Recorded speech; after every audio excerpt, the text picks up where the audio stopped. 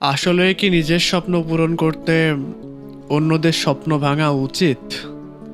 মানে একটা মানুষ যে হয়তো তার অনেক দিনের পরিশ্রমের টাকা নিয়ে হয়তোবা তার মায়ের গয়না বিক্রি করে, হয়তো বাড়ির কোনো জিনিস বিক্রি করে, কারোর কাছ থেকে ধার নিয়ে, ঋণ নিয়ে স্বপ্ন দেখে তোমার কাছে আসতেছে যে তোমার থেকে তার ৫ পয়সার উপকার হবে, আর এসে তার স্বপ্নগুলো ভেঙে গেল।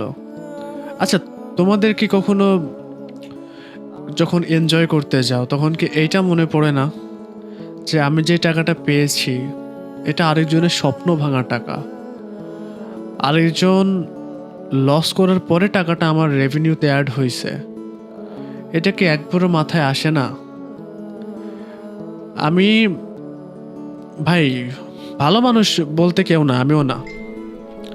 তবে আমি যখন এই যে রাজন আলবি এনাদের নিয়ে কথা বলতাম না 2022-23-এর দিকে, তখন এরা প্রথম প্রথম অ্যাফিলিয়েট চালানো শুরু করে, তখন ভালো চলতেছিল। আমি তখন এইসবের বিরুদ্ধে গেছিলাম, আমি অ্যাফিলিয়েটের বিপরীতে কথা বলতাম, অ্যান্ড চাইলে আমিও একটা লাইফ লিড করতে পারতাম হয়তো। অ্যান্ড আমি বিপক্ষে গেছিলাম সবার, যার কারণে প্রচুর হেট পাইছি, অনেক হেট পাইছি কমেন্টে। তুই পারস না, তুই ট্রেডিং কি বুঝোস না, জানোস না, এই জন্য এইসব কথা বলিস, অনেক শুনছি। অ্যান্ড যাই হোক, তো সবসময়